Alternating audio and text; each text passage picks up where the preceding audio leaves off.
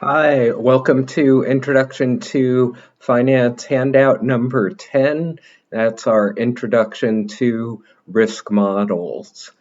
So I'm going to remove myself from the picture here, and we'll just focus on the handout and some numerical work that we might do over here using Excel like a calculator. All right, so as always, a smart move would be to play this back at 1.25 or 1.5 speed. And let's jump right in. So let's start thinking about measuring financial risks of non-diversified projects. So in general, if we're thinking about risk, just risk in our daily lives, nothing to do with finance necessarily. What we mean by risk is measuring the predictability versus uncertainty of future performance or future outcomes. So in finance, we want to refine that a little bit. So we'll develop our financial definition of risk here for any project, which for us is going to mean that risk is measuring the uncertainty of future cash flows or uncertainty of return on our investment. So fairly straightforward, fairly simple what we mean by risk in finance. So in the last chapter, we actually started talking about risk. We looked specifically at the risk of treasuries, and now we want to consider risk more broadly for any undiversified project. So to get into that, one thing we're going to need to know is, what do I mean by an undiversified project here? So let's put this into context. And we'll start with what's a diversified project. A diversified project would be something like if we bought some shares of the SPY exchange traded fund. Each share of the SPY represents some fractional ownership in the S&P 500. Let me put that in for us, S&P 500 companies. And so even though we might buy only one share of the SPY ETF, that's a diversified project because it represents ownership in 500 companies, and that's diversified. Having a lot of things in our portfolio is what diversification is all about. So what do we mean by an undiversified project? An undiversified project is going to be something like, for example, what if we bought shares of just one company like Salesforce.com? That's a single company in the S&P 500. That's not diversified. That's putting all of our eggs into one basket.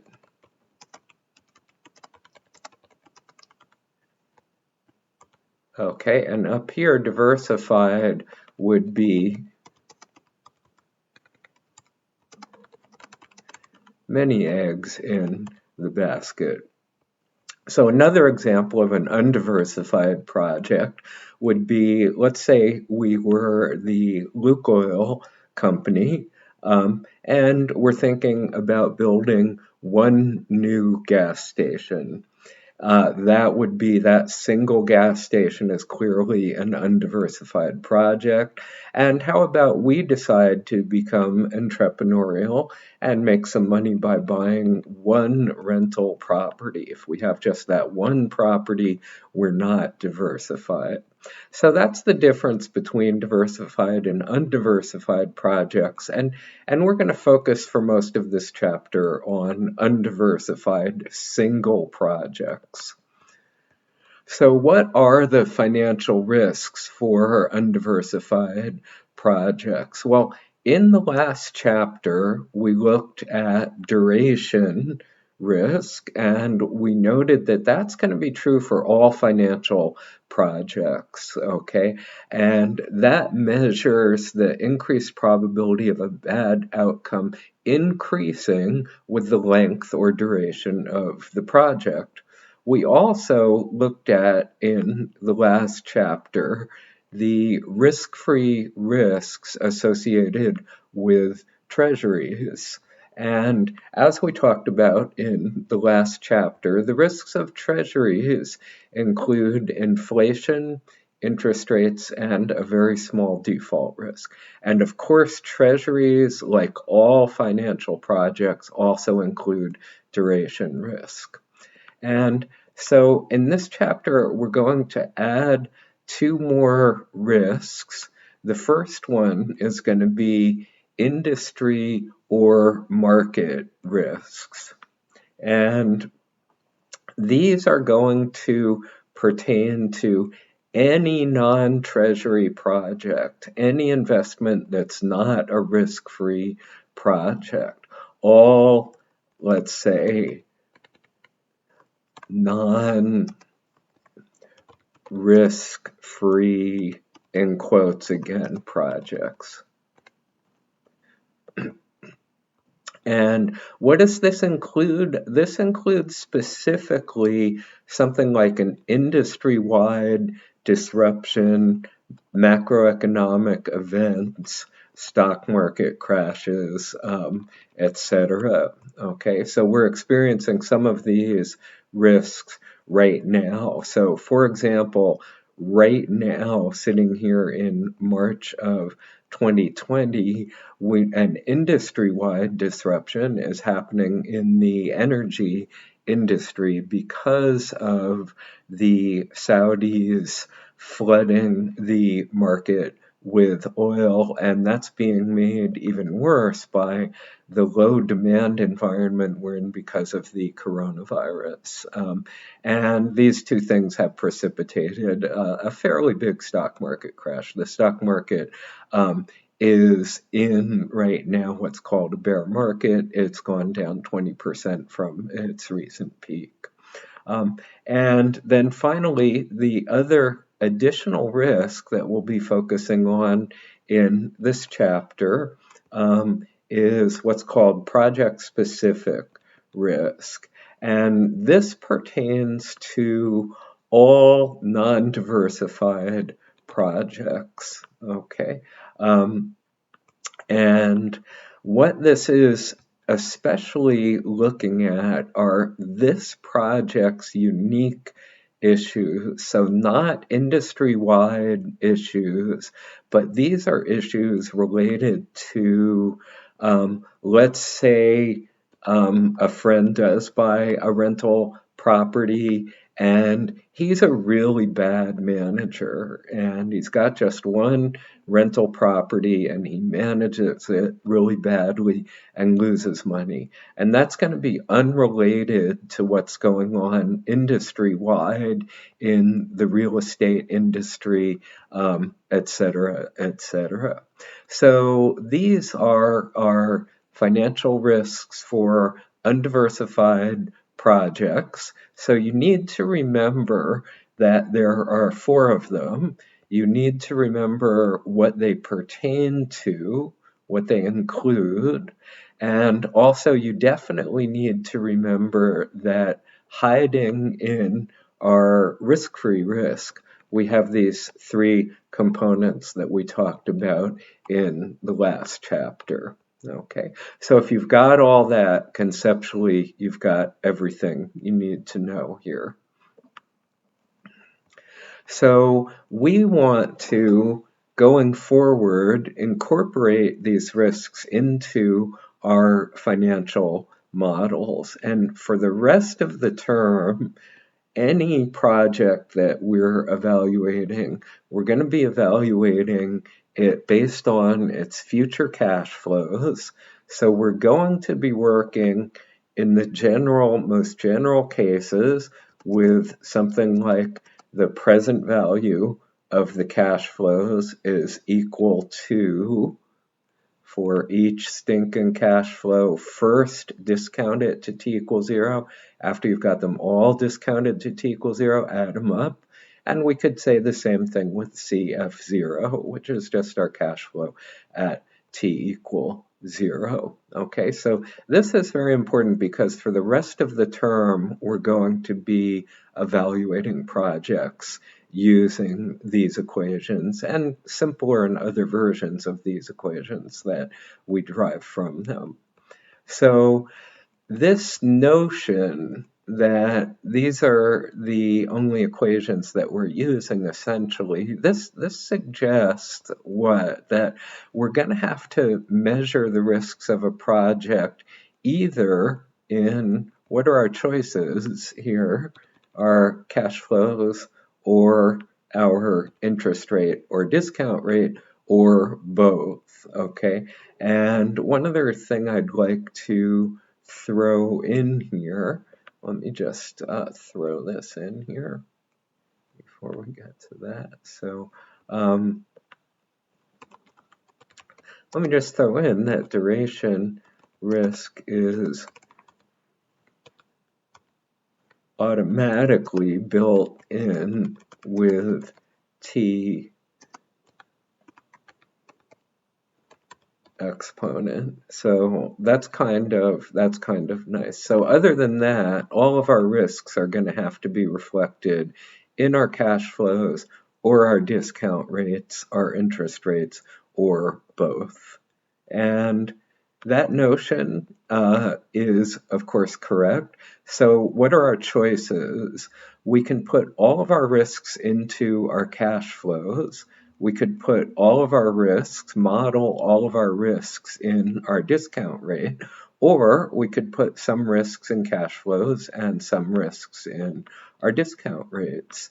And for any model, any risk model that we're building, we need to measure all the risks. What are all the risks? All the risks are the risks listed on this page. And we don't want to double count. So we don't want to measure risk once in a cash flow and then double count it by measuring it in a discount rate.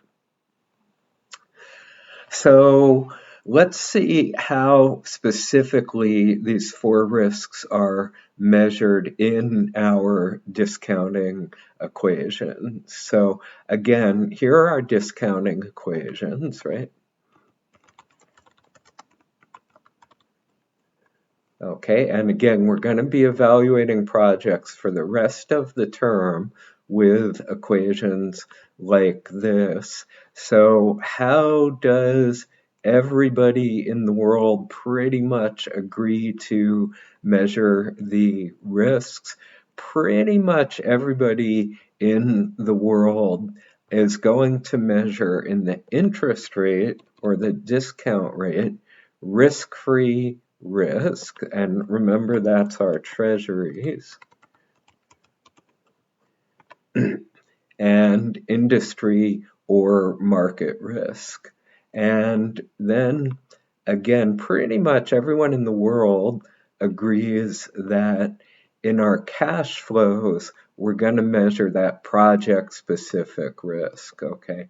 That's what I've been calling the, let's put that there, stupid manager risk, right? That's our project-specific risk, okay? And as I indicated on the previous page, our duration risk is measured automatically by having t in the exponent here. So the longer the project goes, the more risk we're going to have in there. That comes built from the math of these equations. Okay, so let me just give a quick note on our interest rate or discount rate here. So we're including our risk-free risk and industry or market risk in R. And when we do that, we're going to start writing R as RM or ROCC. And ROCC is short for opportunity cost of capital. So, and up here, M is for market or industry. So these two are going to be equivalent, okay? And as usual in different textbooks or even different chapters of different textbooks, these two things switch. So you've just got to remember that these two are equivalent. You see RM, it means ROCC. See ROCC, same as RM. All right, so now let's also do a quick note on cash flows. When we're including our project-specific risks in cash flows, which is all the time for us, the cash flows are going to be called our, hang on, here we go, our project risk-adjusted cash flows. So you'll see that term a lot. Okay, so just a couple things to keep in mind with modeling the risk for our interest rate into our interest rate and discount rate and cash flows. So now with all this in our pocket, let's look at a couple of risk models. The most important one for us is going to be called the opportunity investment model. And this is what economists would call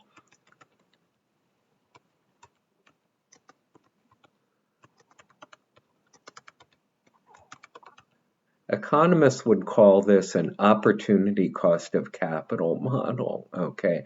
And or they might write it mathematically like that, an ROCC model.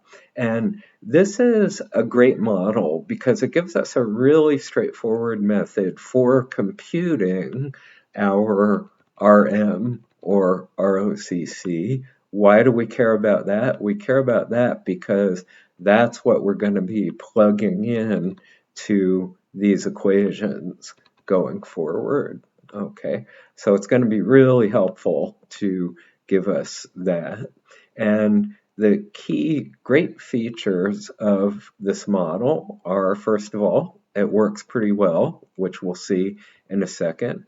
And secondly, also very important in the real world, for many projects, it's really easy to construct what we need to construct using empirical data. There's a lot of risk models out there that seem really elegant and way super cool, but you just can't apply them from using real world data. Okay, so now let's go back to macroeconomics. And I know some of you haven't had macroeconomics, so we'll start from the very beginning and ask the eternal question, what is our beautiful opportunity cost of capital? So hopefully this is what you learned, those of you who've had macroeconomics. And again, if you haven't, you don't have to worry about it. It's a discount rate that aims to measure our risk-free and market or industry risks. It's always going to be written as ROCC or RM, and also economists will truncate this, abbreviate this a little bit by simply saying cost of capital rather than opportunity cost of capital. So just good to know when you hear someone talking about cost of capital, they mean opportunity cost of capital. Okay, so now let's get a formal definition for this. And you know the story of the song remains the same. What do you do when you see a definition? You have to memorize it for this class. So what's our definition, formal definition of opportunity cost of capital? And this also should be completely consistent with Macroeconomics 101. It's going to be the known interest rate or discount rate for a diversified set of alternative projects with similar risks to a project that we are considering at this moment. Okay, so that's basically the idea. So known interest rate or discount rate for a diversified set of alternate investments with similar risks to a project that we're considering at this moment. Okay, so there are, in this model, we need to apply a lot of assumptions, okay? And all I want you to know on this page, I'll leave it to you to look it over as much or as little as you want. All I want you to know is that a lot of assumptions are needed, and some of which are dubious. Okay. So in general, to apply this model and get our opportunity cost of capital with it, we have to assume what in finance is considered mildly imperfect, inefficient market conditions with some mildly irrational investors. Okay. So the market is going to be a niche, and there's going to be, for example, no transaction costs, perfect liquidity. Both of these are clearly bogus assumptions, right? But we go ahead and use them anyway, because the model results, even with these bogus assumptions, is pretty good. Okay, so again, all you really need to know on this page is that a lot of assumptions are needed, some of which are dubious. And you'll see as we go on in the term, the more sophisticated our models get, the more assumptions that we need, and the more dubious or even bogus assumptions we're going to have to put into the models to make them work. Okay, so let's look at now how the opportunity investment model works, okay? The whole idea, the point of the model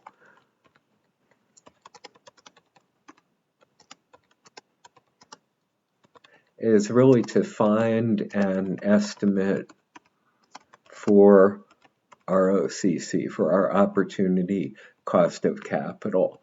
And it does it like this with 3 steps. First thing is we have to define our investment mission. So what do I mean by that specifically? Here are 2 really good examples. One investment mission could be we invest in short-term securities with strong contractual guarantees. So that would be something like 1-year treasuries or CDs, very strong contractual guarantees, guaranteed directly by the Treasury Department of the federal government here, and guaranteed by the FDIC, which reports to the Treasury right here. Another example, another very different mission could be this. We invest in high-risk, long-term, asset-backed securities. So that would be something like subprime mortgage-backed securities. These are actually some of the types of things that got us into trouble in the Great Recession. But nothing wrong with investing in these if you keep your wits about you. Okay, so that's our first step. So our second step is once we know our mission, we want to find an opportunity cost investment that's compatible with that mission. So what's an opportunity cost investment? Another definition here. So this you need to memorize this. An opportunity cost investment is going to be a diversified portfolio of known projects with market or industry risks that fit our mission. So let's be specific about this again. And let's first of all think about what we mean by a diversified portfolio. You may remember, you may have seen in your statistics course that once you get a sample size of around 30, all of our statistical and probabilistic stuff tends to work pretty well. So we're going to say a diversified portfolio is going to be a set of 30 or more projects, and in any given time period here, the returns of each project are not going to be identical, and the returns of one project can't be completely predictable from the returns of any other project or the overall portfolio of our 30 project or more portfolio of those returns. So that's really what we mean by diversification. And in a chapter coming up, we're going to define diversification mathematically. But for right now, this qualitative understanding is perfect. It's all we need. Okay, so say about 30 or more projects. The returns of each project, annual returns, say, they're not identical, and we can't predict the returns of one project completely from another project in the portfolio. All right, so why we need a diversified portfolio of our mission-compatible investments. This is a great, important graph which illustrates this. This is a really, really helpful graph. If we take a graph like this, where on the x-axis we put the number of projects we have in our project portfolio or our investment portfolio, and we measure risk up here on the y-axis. And I'm not even going to be specific right now about how we measure risk. It could be, we could define risk as risk of a loss. We could define risk as a return of 10% or less, something like that. We're measuring risk of our portfolio in some way. And what you see here is as we add more projects to our portfolio, our risk goes down as long as we're adding not completely correlated projects to the portfolio. Okay, so if we just have one project in the portfolio, we have maximum risk. And by the time we get out to about 30, we've reduced our risk by really about 50%. Okay, so what's up here? This is our project-specific risk.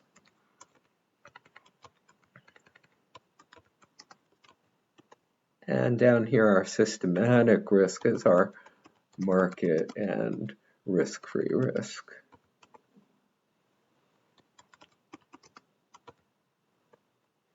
Okay, and I'm going to say market/industry because it could be market or industry. So this is a really awesome thing, and what this graph implies is that all smart investors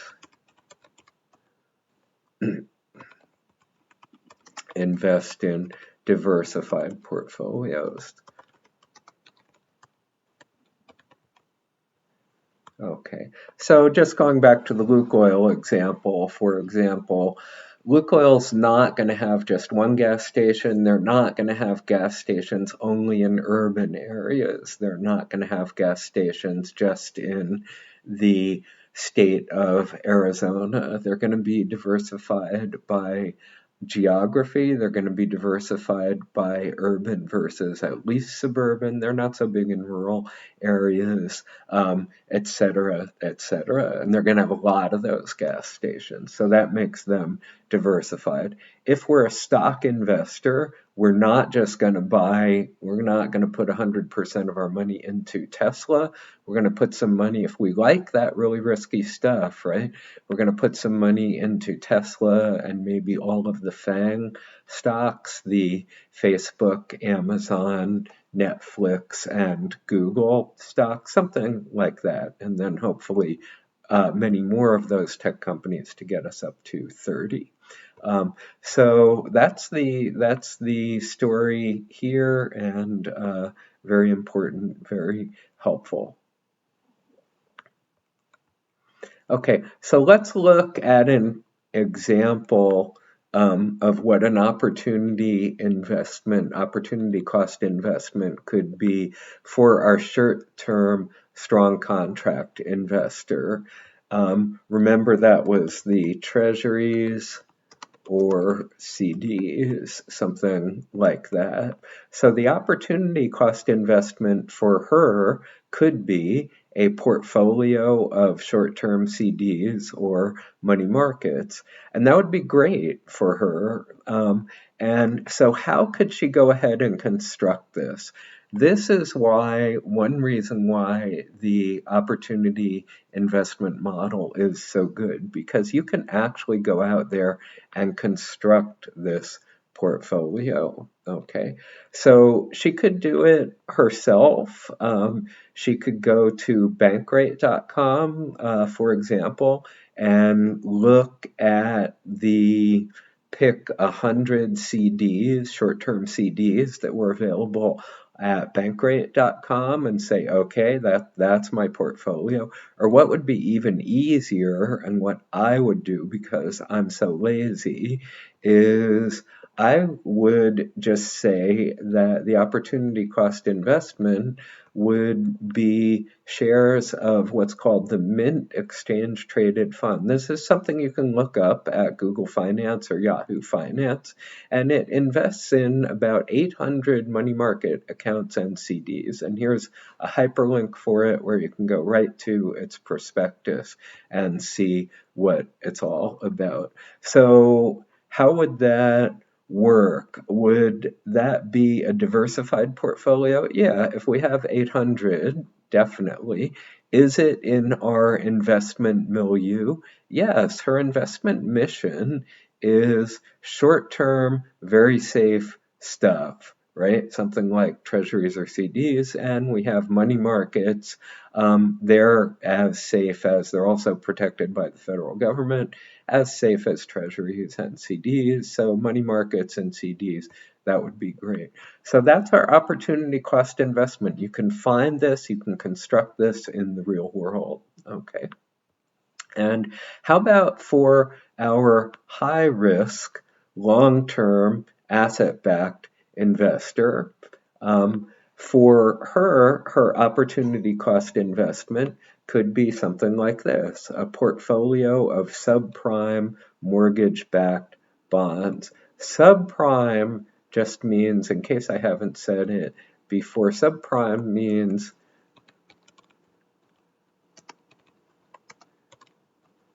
risky. Okay, so it means that ultimately the folks who got a mortgage are at some risk of flaming out and not being able to pay back their mortgage. So this again could be a homemade portfolio, or again, if she was lazy and arguably smart, lazy like me and arguably smart like someone else, she could just say, my opportunity cost investment is going to simply be shares of the New York Mortgage Trust REIT. And how would that possibly be? Oh, this is its ticker symbol. Again, you can look at this at Yahoo Finance, Google. You can actually look up the company and look at them. And from the company, this is what the company says itself, okay, the New York Mortgage Trust is a REIT that invests in residential mortgage loans, including loans sourced from distressed markets. Okay, that's high risk, right?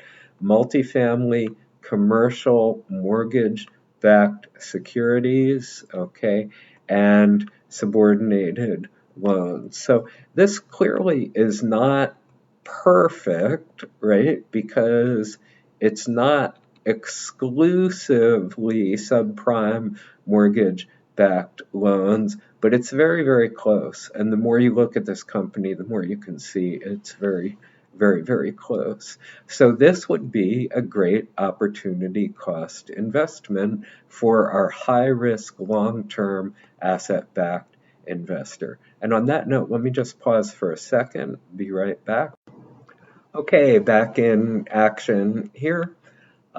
So the third step in this model is, of course, finding out our opportunity cost of capital. That's the whole point, is this model is going to find for us the opportunity cost of capital given our investment mission. So the third step is really great. Our opportunity cost of capital is simply the compound interest or discount rate or yield to maturity, if we're talking about bonds, of our opportunity cost investment. So let's see how this is going to work for example, our short-term strong contract investor. Okay, so let's say she did choose, she's lazy like me, and she did say, my opportunity cost investment is going to just be shares of the Mint ETF. Then her opportunity cost of capital is just going to be the average interest rate for all of the items in the Mint ETF. And guess what? This is really great, okay? This information is available. This is published by PIMCO on a daily basis, and what they provide for this every day is they give their estimated yield to maturity, and that's R and ROCC for us. So what is this? This is a weighted average compound interest rate or yield to maturity for every CD and money market they have in their portfolio. And clearly this is going to change as CDs mature and they buy more and stuff like that. So every day this might change a little bit. Typically it's probably not going to change too much until we get to a time frame like month to month, something like that. So the wonderful thing about the Mint ETF is it gives us our diversified portfolio of stuff that's in our investment milieu, and it's easy to compute if we buy shares of that. This is actually the yield to maturity that we would get. This is the interest rate we would get from that fund. Okay, so the yield to maturity is R, or opportunity cost of capital in this case, and that's 2.23%. So you see this model gives us a really elegant, easy, clear way to get our opportunity cost of capital. All right, so let's see how this would work for our high-risk, long-term, asset-backed investor. Remember, opportunity cost of capital is going to be the average. We want the average of all the stuff in our opportunity cost investment. So in this case, now we're going to have to get a default adjusted interest rate or discount rate for her asset-backed mortgage bond portfolio, or if she's going to go with what I would recommend would just be shares of the NYMT, she needs the weighted average expected return of all the holdings that this company has after accounting for flameouts. Okay, why is this a little more complicated? This is a little more complicated because for this investor, the short-term strong contract investor, remember everything that's in here, all 800 of the things in the Mint ETF are guaranteed by the federal government. So essentially, we don't have to worry about any of them going bankrupt or flaming out or anything like that, okay? But for the MYMT, some of them, these are very risky things, right? So some of the mortgage borrowers are going to go bankrupt. They are going to flame out, okay? So we're going to have to look at what the promised interest rates are, and we're going to have to think about how many are going to flame out, what happens if they flame out, etc. Okay, so here's how we do it. Okay, so the weighted average yield to maturity of all their holdings, excuse me, which we'd get from their latest 10Q report at the SEC's website. Okay, but this does not include flameouts. This is what we get if no flameouts. But clearly, these are risky borrowers, right? That's what subprime borrowers is all about. Some are going to flame out.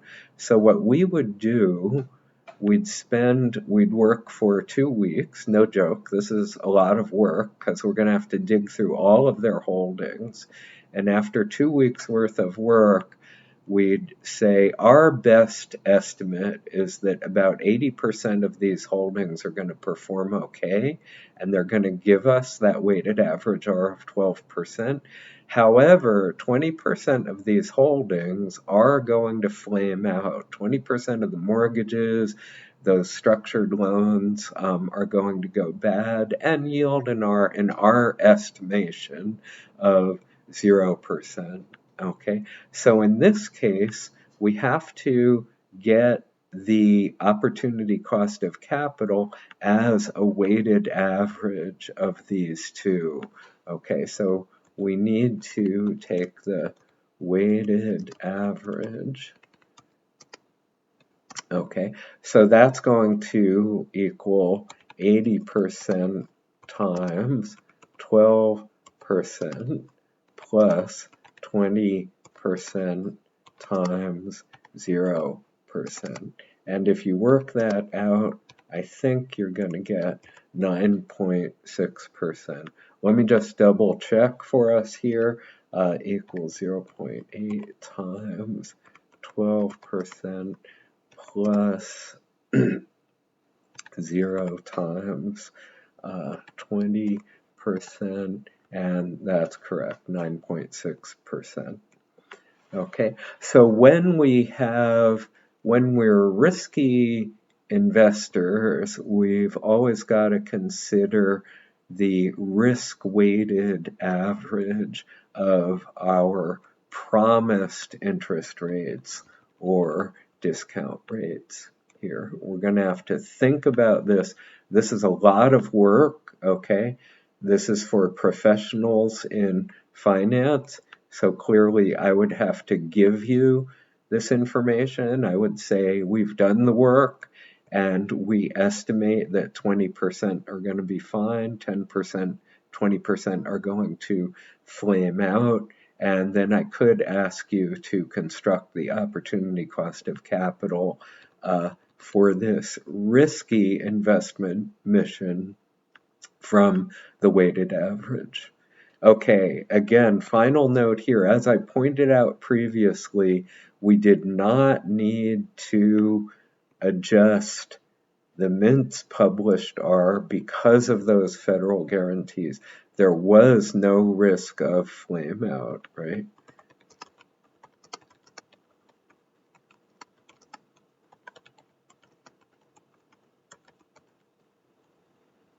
Right, so that's why we didn't have to go through this exercise for mint.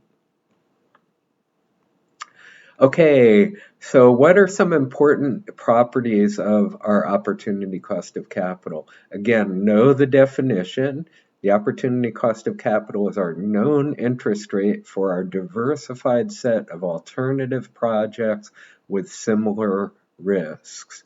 All right, so remembering that, some important properties are, awesome property is we can make investments with this return, our opportunity cost of capital return, at any time. By what? By just adding to our opportunity cost investment position. So if we're the short-term, want to be super safe investor, we could just buy more shares of the Mint exchange traded fund, right? That would be great. And if we were the high risk mortgage-backed securities investor, what could we do? We could just buy more shares of the NYMT and enjoy our 9.6% return. Okay, so another way of saying this then is that the opportunity cost of capital is the interest rate we forego by pursuing a new opportunity in our investment milieu. Okay, this is also another macro econ definition, which applies perfectly to us. If you haven't had macroecon, doesn't matter. You'll find when you get to that class a similar definition for opportunity cost of capital. So this sort of suggests to us a great strategy for analyzing prospective projects, which we're going to call later the IRR method. But here's how it would work. It's very simple, okay? We ask ourselves the question, is the R I'll get on this project I'm considering bigger than my opportunity cost of capital? And if the answer is no, then if I have 100,000 to invest in this project, the answer is no. I'll just put that 100,000 to work in my opportunity cost investment project. And that would work extremely well. Okay, second property of opportunity cost of capital is that we've got to be careful that it does increase with the risk of our investment mission. So the opportunity cost of capital, we saw this for our safe short-term investor, is clearly going to be less than the opportunity cost of capital for our risky subprime mortgage investor. Okay, and this is true because we see this empirically in the marketplace and in our opportunity cost investments. Okay, and the third thing to remember is just a reminder, when we're discounting, we're using those discounting equations with our opportunity cost of capital. We want to complement that with our project risk-adjusted cash flows. This ensures we don't miss any risks.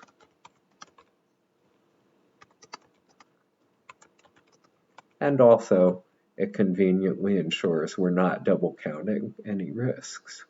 Okay. All right, next page is gray. You can read about it if you want. Otherwise, don't worry about it. Okay, so using the opportunity investment model, we know now how to compute ROCC or RM. We learned that on these pages back here, went through a couple examples, okay? So what's missing? We have to figure out now how to measure our project-specific risks. Opportunity cost of capital included for us what our risk-free risk and our market industry risk. So we have one more risk to consider. That's our project-specific risks. All right. So if we've put risk-free risk and market industry risk down here,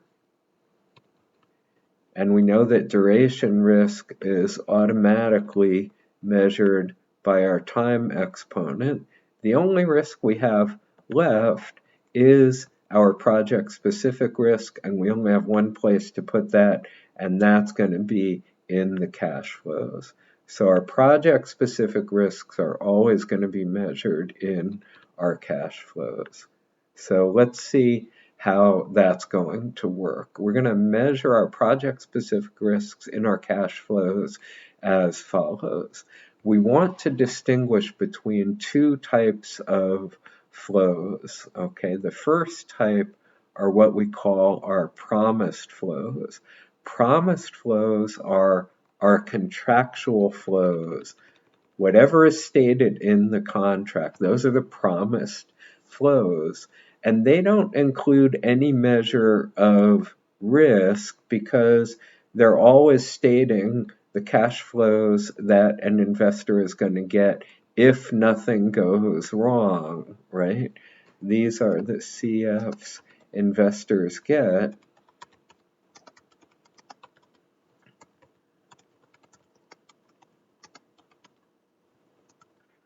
Okay, so that's sort of our best case cash flows, and we want to contrast that with what we call expected flows. Okay, and these are going to be expected values, just like we looked at expected value previously, and we're going to write these as future cash flow EV, where EV here stands for expected value. Okay, so these are going to, our expected flows are going to include consideration of all of our project-specific risks, our stupid manager risks, and typically we'll want to look at various scenarios, and then in each scenario, what are the cash flows we'd expect in that scenario, and also the probability of each scenario happening. So expected flows is going to be a lot of work. Promised flows just come right out of the contract documents, no big deal. So let's do an example, seeing how this will work. So let's consider a bond with a contract requiring payment of $100 in 1 year. So if the contract says 100, that's our promised flow, right? That's our best case flow. So now we're going to analyze this, and this is, let's once again say this is going to take a lot of time, be a little less than 2 weeks, spend a week on this in the real world. So we do a lot of work on this, and our estimate, okay, our best estimate is that there's a 90% chance the company is going to meet its promise and we get the promised cash flow. However, we feel also that there's a 10% probability that the management will make stupid decisions and it's going to cause the company to default on these cash flows, okay? And this is, we're not considering default due to industry or macroeconomic recession. We're just considering project-specific stupid management, okay, type things. And further, it's our view, again, after working for a week on this, that if the company does default, we are going to get some cash flow one. Remember, we're the contract holders, so we're going to hopefully get something no matter what. But if they flame out, we're just going to get $50 instead of $100. Conceptually, how do we want to think about this? This is very important. The way to think about this is, let's say we're going to do a project like this many times, which we would if we're an investor in this particular milieu. We're not going to do this just once, right? We're going to do this many times. So what we're really saying here is that if we ran this project many times, say 100 times, 90 of those times we're going to get the $100, and 10 of those times we're just going to get the $50, okay? So this is conceptually how to think about this.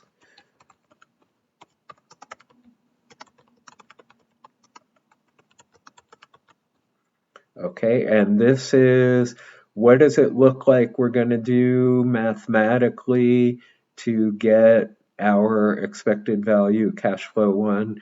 we're going to use all this information to construct a weighted average, okay, just like we did before. So let's get our expected value for cash flow 1. So we'll call it cash flow 1, comma EV for expected value, okay, and we've got our probabilities and our dollar amounts, so I think we're good to go. So we have our 90% probability that we're going to get our 100 plus our 10% probability that we're going to get 50.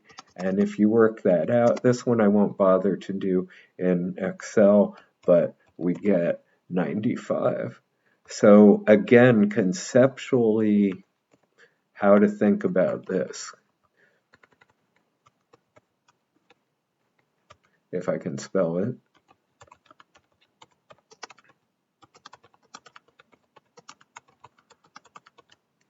Okay, if we run a project like this many times, on average, we're going to get 95 per project. And we are thinking we are going to do this many times because we're following our investment mission. So what are we doing? We're going to do, if we follow our investment mission, a lot of projects in our investment milieu. So if we run a project like this many times, on average, we get $95 per project. Okay, couple things to think about here. Cash flow 1, expected value, it is a random variable, and it's in this case Bernoulli distributed. We'll get to this more later.